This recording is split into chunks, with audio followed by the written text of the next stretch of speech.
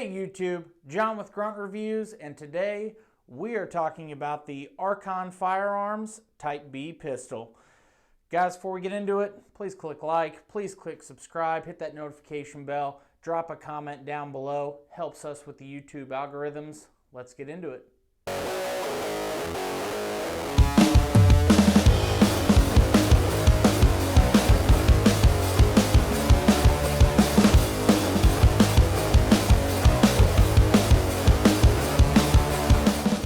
Let's get into this thing from top to bottom.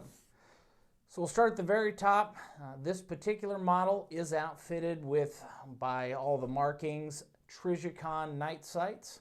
Does have a very nice orange front fiber, blacked out rear with only a single tritium dot. Some guys like that setup. Me personally, I do like the blacked out look to the rear. I really wish it had two tritium dots on the night sights, the standard, 3 across instead of 1 and 1. It's not terrible, but it's personal preference. Ford, Chevy, Dodge, if you will, and that is my personal preference for night sights. But overall, not bad. It's what you'd expect from Trijicon. They are nice and bright. And it does have that additional orange dot, so it gives you very similar to that fiber feel with the blacked out rear. The other option they do have is the match type sight with a fiber front and a blacked out rear. The other thing I do really like about these sights is they have a very nice flat cut on it, so if you have to do one-handed slide manipulations against barrier, cover, something of that nature, it definitely does come in handy there. The slide and barrel on this thing is actually what makes it really cool. So it's a fixed barrel, and the way the magazine actually sits inside of it, the rounds essentially go straight forward into the barrel. They don't go up a feed ramp like a 1911 or something similar. With that, in theory, you should have less failures to feed, less double feeds, things of that nature. I've got about 550 rounds through this thing. I've had 0 malfunctions so far. It's 100% anecdotal. That's just my experience with it, but it's done very, very well.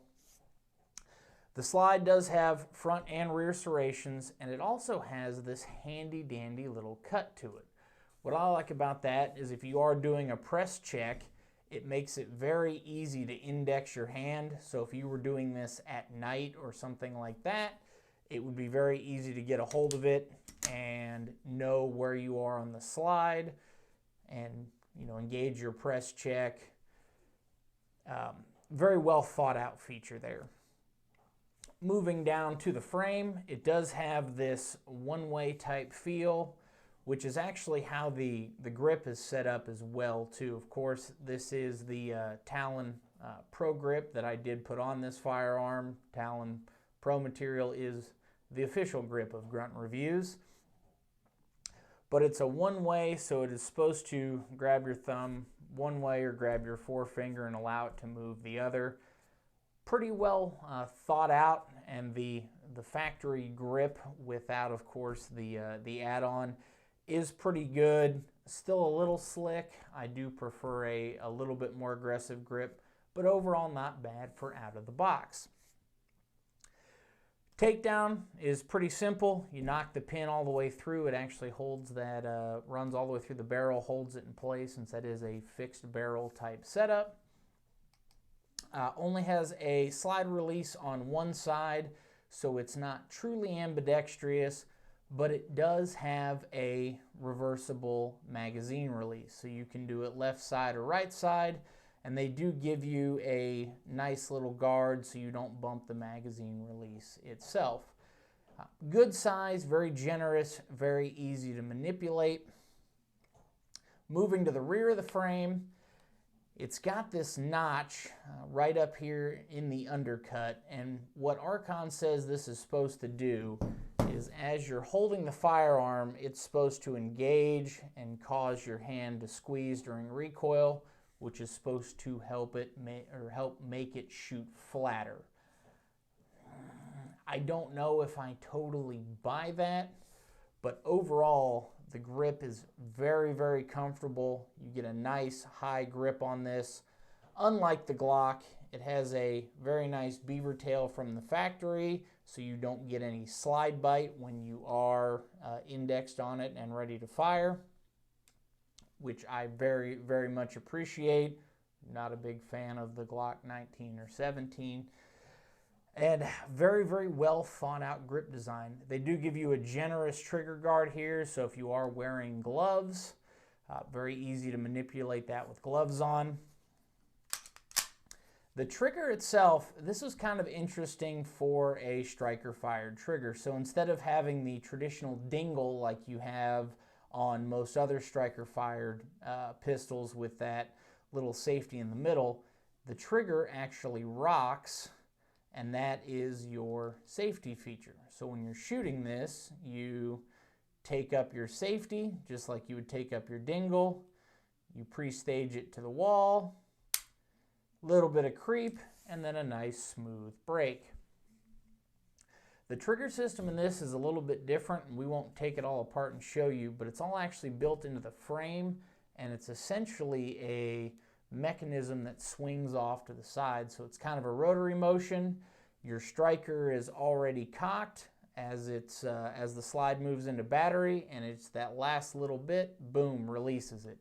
So it does give you a very good feel out of the box. Of course, we're going to measure it with our trigger gauge here in a second, but it is about 5.5 pounds, which is about in that factory range for a good, solid carry firearm. Downsides to this gun. First and foremost, the firearm itself is street price around $850, so it's not cheap, and that is pandemic pricing at the moment. What you do get for that, though, is you actually get 4 magazines, and this part's kind of cheesy but kind of cool. They include a silver Sharpie as well for marking all 4 magazines and numbering them. So 4 mags is nice. When you figure they're about 50, 60 bucks a piece, that does start to add up over the 1 or 2 mags you generally get with some other firearms. Also comes with a neat little carrying case as well too. Once again, it's an add-on. That's where some of that extra price comes from.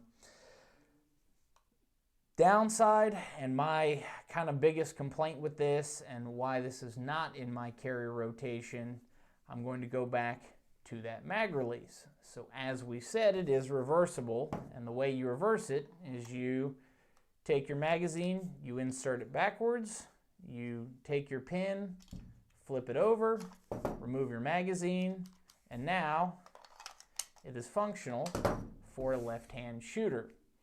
While that feature is very cool, it's also the reason I won't carry it.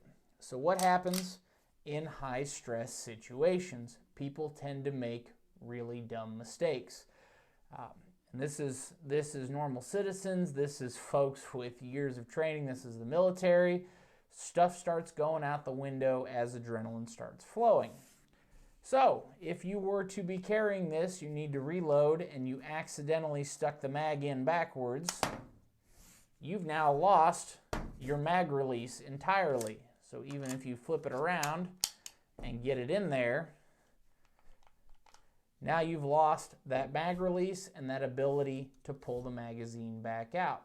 Now yes, it does still lock into place, which is nice, so you do get one more magazine out of it, which I really like, but you've lost your mag release, and after you've fired that magazine, or on the flip side, if you do have some sort of jam or double feed, now we can't get that back out. You have to hunt around on the ground, find this thing. It's a bit of a pain, and it won't insert directly. You got to disassemble it all, pull the mag out, so on and so forth. So something to consider. I do like the way this thing shoots. They claim with the lower bore access and the grip on this thing, it does shoot very flat. Once again, I don't really like that term, but I will agree that with this grip And this barrel system, it is very easy to manage recoil, and it is very easy to make those follow-up shots. Let's pull out the trigger gauge and test her out. All right, so let's go ahead and scale this thing out, see how this stock trigger is. Of course, we are using our Lyman digital trigger gauge. All right, here we go.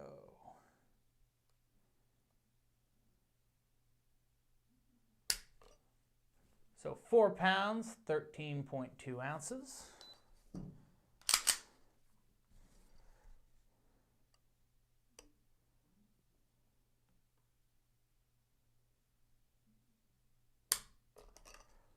Four pounds, 15.4 ounces.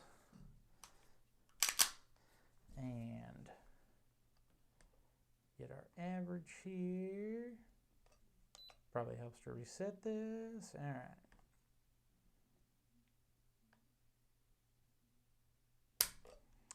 And 5 pounds and half an ounce. So very consistent with manufacturer specs. I believe they said 5 to 5.5 pounds. One thing I did note playing with this beforehand is depending on where you put your trigger gauge, and this is true with all firearms, but you really notice the leverage that this flat trigger has pulling from the bottom versus pulling from the middle of the trigger. So to give you an idea, we'll pull right at the crook of this.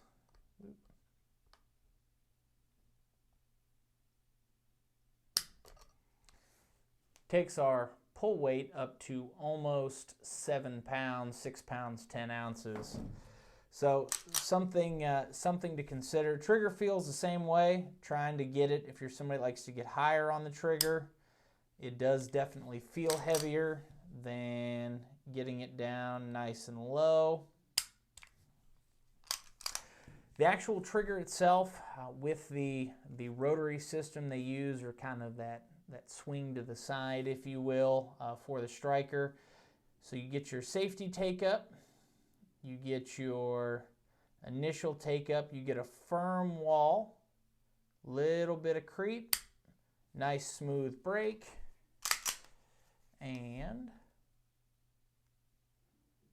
very positive reset, very audible, a little bit quiet, but not overall not bad. You're right back on it and ready for that follow-up shot. So overall, out of the box, not a bad trigger. Guys, for $800+ and with the glaring issue of that mag release, I would not recommend this for a concealed carry gun, and I myself would not carry it. That's a big one. In the price too.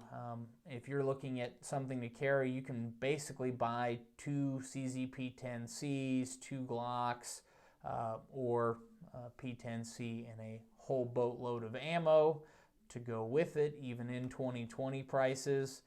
As a range toy, I really do like shooting this thing. It is a lot of fun, very easy to get a grip on, very easy to shoot quickly. If they can fix the mag release or find a different system for it, I would highly recommend it. Something else I'll add too, so this is Mark 2019. This is actually the second revision. They had, I believe, some 2017 Mark guns. The trigger was in them. I believe Military Arms Channel did a good review right when they first came out on the original model. They fixed the trigger. If they can just fix that magazine release, I would definitely recommend it.